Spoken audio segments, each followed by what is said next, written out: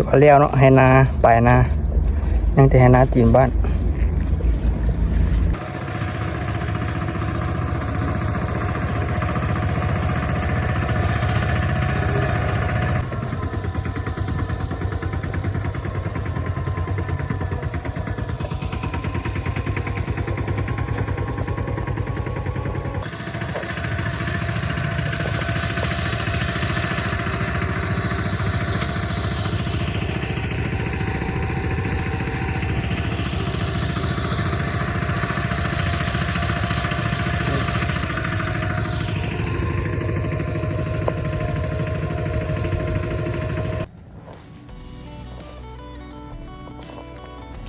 สบายดีทุกคนวันนี้พากันมาขนกล้าไปเพิ่นดำนาเดี๋ยวคนมาไว้จุดนี้ก่อนเนาะเพราะว่าเอารถเข้ามาบ่ได้เพิ่นอัดประตูไว้เนาะบ่สามารถเอารถเข้ามาได้เลยได้เอากล้ามาไว้จุดนี้แล้วก็พากันขนกล้าจากจุดนี้ไปหาจุดดำนาอยู่ปลายนาก็ถือว่าประมาณหม่อง100 เมตรละพี่น้องถือว่ากะไกลพอสมควร100 เมตร100 ปลายเมตร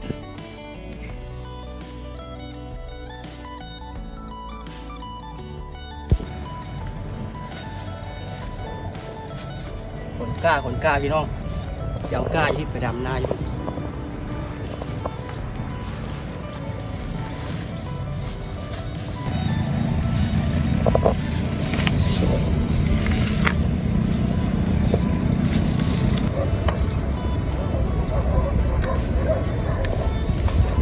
เด้อพี่น้องมาเด้อดำนา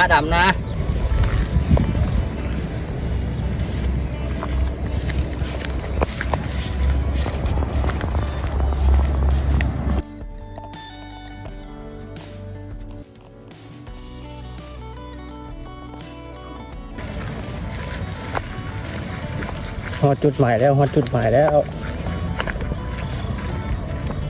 นี่มาขนกล้ามานี่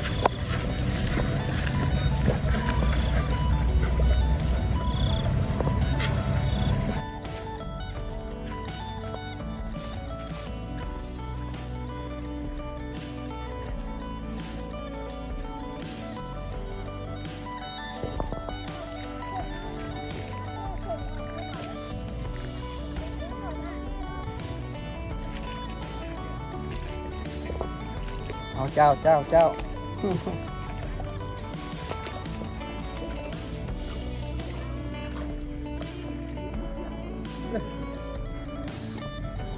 ราหมักอยู่ด้านไหน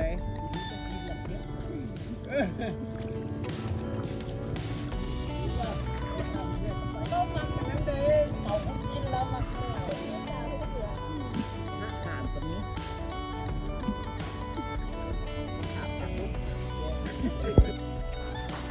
บรรยากาศในการดำนาพี่น้องใครเต็มมื้อนี้แดดบ่ออกอากาศบ่ร้อนหลายใกล้สิแล้วดำนาใกล้สิแล้วแต่ว่ายังหน่อยนึงอันนี้มันให้นาดูไปนาหลังจากแล้วให้นี่แล้วก็ไปต่อให้นาอยู่ตีนบ้านตายแล้ว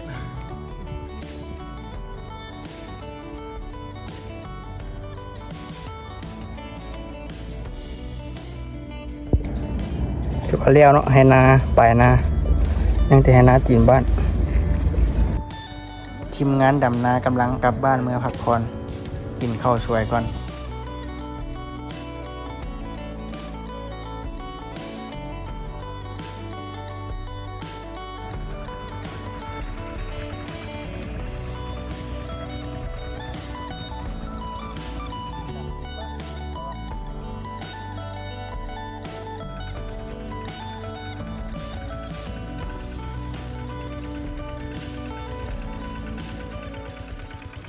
หลังจากดำนาป่านาแล้วกลับมาต่อให้นาตีนบ้านกำลังไถแล้วก็เตรียมคาดอันนี้เป็นทุ่งนาตีนบ้านเนาะ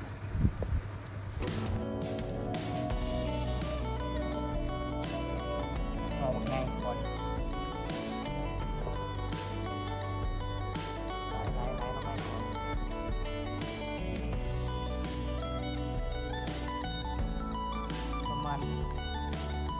ปลายนอกก็ได้ก่อนนอกก่อนเดียว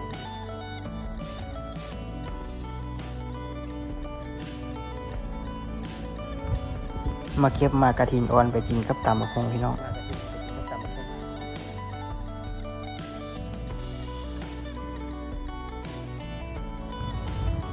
อาหารสวยมื้อนี้ก็สิมีตำบักหุ่งแล้วก็เฮ็ดอ้อไก่นะพี่น้องอ้อไก่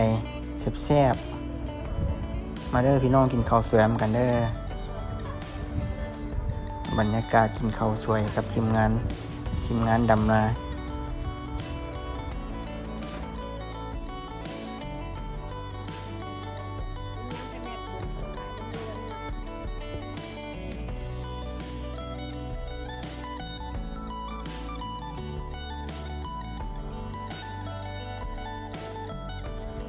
ตำบักหุ่งเฮิมใส่กับบักกอก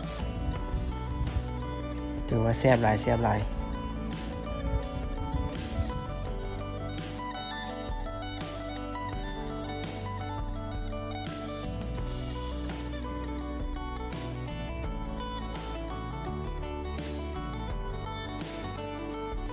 หลังจากพักกินข้าวสวยแล้วก็ลงมือดำนาต่อตัวนี้จะเป็นทุ่งนาตีนบ้านเนาะ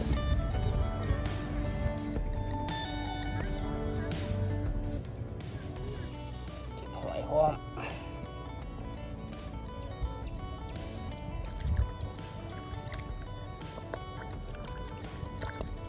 2 ตู้จะหน่อยไปเก็บป่าขี้คาดดูไปนั่นกำลังไหล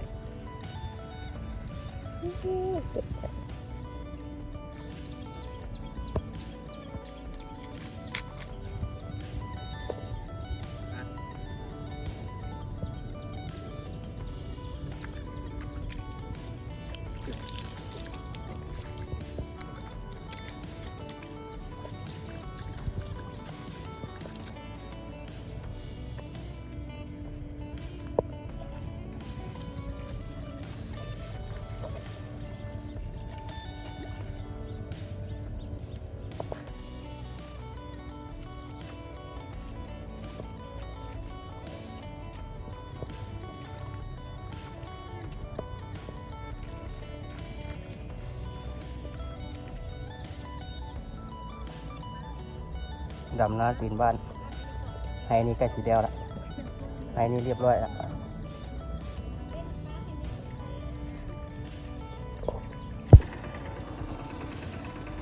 เดี๋ยวเก็บป่าขี้คาดก่อนพี่น้องสมมา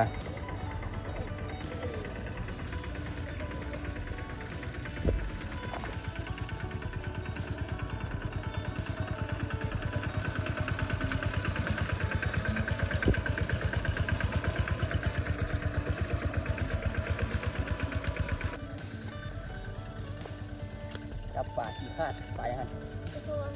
พอวะ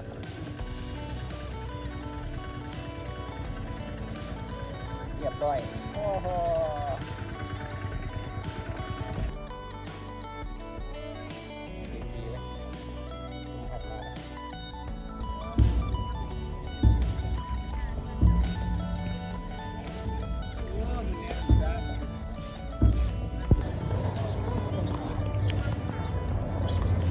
แล้วไปอีก2ให้